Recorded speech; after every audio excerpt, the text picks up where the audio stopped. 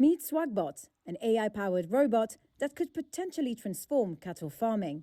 Researchers at the University of Sydney are betting on it to make the industry smarter, greener and more efficient. Once the cattle are used to the robot, they will follow the robot around. When SwagBot was first launched in 2016, it was a simple herding robot built to handle uneven terrain. Now packed with sensors, AI and machine learning, SwagBot can check the health, type and density of pastures, and even keep an eye on the cow's health.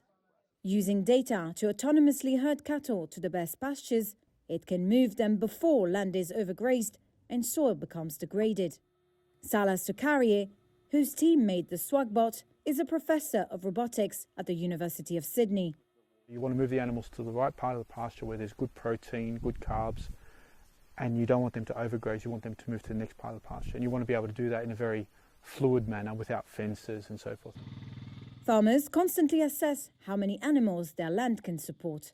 However, many have little control over where the animals graze within large enclosed areas. And the issue is that overgrazing can lead to poorer soils that support less plant and animal life. It allows us to assess our paddocks in real time in a much more detailed way than what you can now.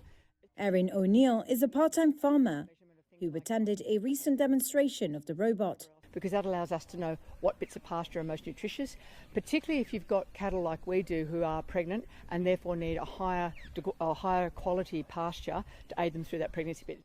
Australia, one of the world's top beef exporters with about 30 million cattle, faces challenges such as labour shortages, poor pastures and environmental concerns.